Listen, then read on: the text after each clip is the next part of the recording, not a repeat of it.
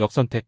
보험자는 보험에 가입하려는 계약자의 위험을 정확하게 파악하고 측정할 수 있어야 손실을 정확히 예측할 수 있으며 적정한 보험료를 책정 부과할 수 있다.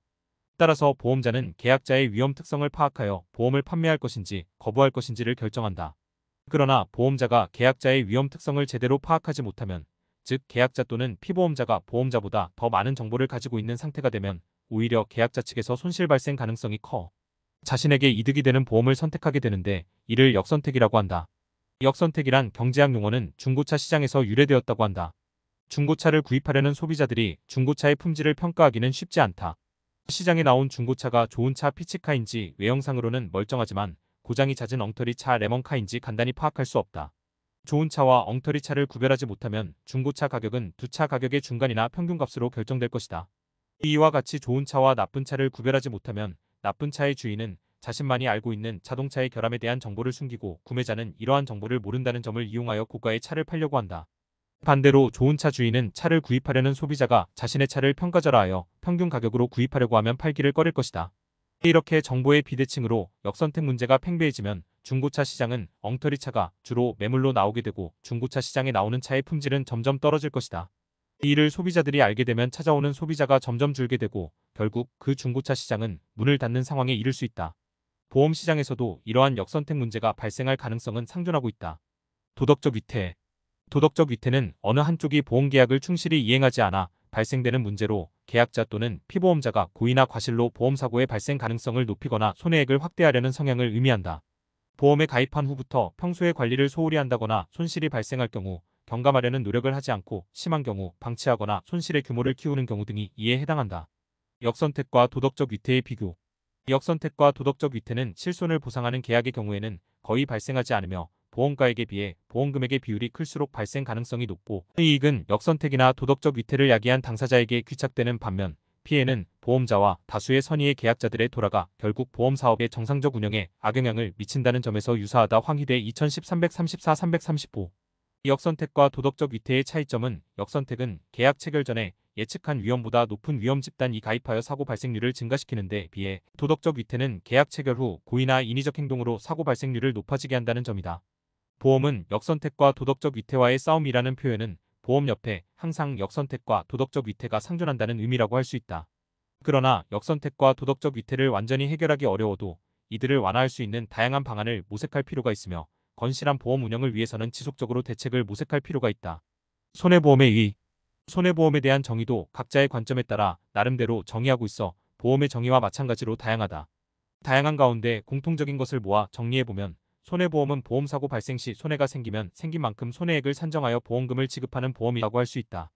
우리나라에서 보험과 직접 관련이 있는 법률은 상법과 보험업법인데, 상법에서는 손해보험에 관한 정의를 내리지 않고 보험업법에서는 제2조정에서 보험 상품을 정의하면서 손해보험 상품을 정의하고 있다. 보험업법에서는 손해보험 상품을 위험보장을 목적으로 우연한 사건 질병상해 및 간병은 제외으로 발생하는 손해계약상, 채무불이행 또는 법령상 의무불이행으로 발생하는 손해를 포함에 관하여 금전 및 그 밖의 급여를 지급할 것을 약속하고 대가를 수수하는 계약으로서 대통령령으로 정하는 계약으로 정의하고 있어, 이를 통해 손해보험의 의미를 유추할 수 있다. 실제로 손해보험이라는 보험 상품은 없으며 생명보험을 제외한 대부분의 보험을 포괄하는 의미라고 할 수 있다. 엄격한 의미에서는 손해보험은 재산보험을 말하지만, 실질적으로는 생명보험 중 생명침해를 제외한 신체에 관한 보험도 포함한다고 할 수 있다. 위험의 분담. 1만 명이 1억 원짜리 땅값을 뺀 건물값만 집을 한 채씩 가지고 있다. 그런데 평균적으로 1년에 한 채씩 화재가 나서 소실되고 만다. 불이 난 그 집은 평생 모은 재산을 하루아침에 잃게 된다. 그런데 1만 명 중 누가 그 불행을 겪게 될지는 아무도 모른다. 그래서 모두가 불안하다. 이럴 때 한 집당 1만 원씩 부담해서 1억 원을 모아두었다가 불이 난 집에 건네주기로 하면 모두가 안심하고 생활을 할 수 있게 된다. 이와 같이 소액의 보험료를 매개체로 하여 큰 위험을 나누어 가짐으로써 경제적 불안으로부터 해방되어 안심하고 생활할 수 있도록 해주는 제도가 보험이다. 이와 같이 손해보험은 계약자가 보험단체를 구성하여 위험을 분담하게 되는데, 독일의 보험학자 마네즈는 보험을 일컬어 1인은 만인을 위하여, 만인은 1인을 위하여 서로 위험을 분담하는 제도라고 하였다. 위험 대량의 원칙.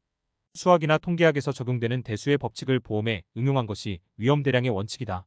보험이 성립하기 위해서는 일정 기간 중 위험 집단에서 발생할 사고의 확률과 사고에 의해 발생할 손해의 크기를 파악할 수 있어야 한다.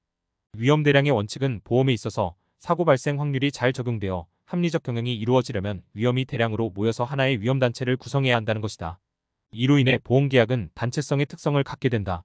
예를 들어 자동차를 가지고 있는 사람 100명이 모여서 보험을 가입할 경우 그 100명이 우연히도 사고를 많이 내는 사람들이라면 보험자는 곧 문을 닫게 될 수도 있고, 그 반대의 경우에는 보험자가 고스란히 이익을 보게 될 수도 있다. 그러나 계약자가 1만 명, 10만 명, 100만 명으로 늘어나게 되면 사고 발생 확률이 보다 잘 적용되어 안정적인 보험 경영이 가능해진다. 급부 반대급부 균등의 원칙 보험료, 지급보험금, X사고 발생 확률. 급부 반대급부 균등의 원칙기 외에서 급부는 계약자가 내는 보험료를 의미하며 반대급부는 보험자로부터 받게 되는 보험금에 대한 기대치를 의미한다. 즉 위험집단 구성원 각자가 부담하는 보험료는 지급보험금의 사고 발생의 확률을 곱한 금액과 같다. 이를 급부 반대급부 균등의 원칙이라 한다. 예를 들어 1만 명이 1억 원짜리 땅값을 뺀 건물값만 집을 한 채씩 가지고 있고 평균적으로 1년에 한 채씩 화재가 나서 소실된다면 1만 원씩 내서 1억 원을 모아두었다가 불이 난 집에 건네주기로 하면 되는데, 이때 보험료 1만 원은 보험금 1억 원의 사고 발생 확률 1만 분의 1을 곱한 금액과 같게 된다. 수지상등의 원칙 수입보험료, 합계 지출 보험금의 합계. 계약자 수, X 보험료 사고 발생 건수, X 평균 지급보험금. 보험자가 받은 보험료가 지급한 보험금보다 부족하거나 또는 반대로 지나치게 많아서는 안 된다. 이것이 수지상등의 원칙에인데, 여기에서 수위는 보험자가 받아들이는 수입보험료를 말하며 지는 지출보험금을 의미한다. 즉 보험자가 받아들이는 수입보험료 총액과 사고 시 지급하는 지급보험금 총액이 같아져야 한다는 것이 수지상등의 원칙이다.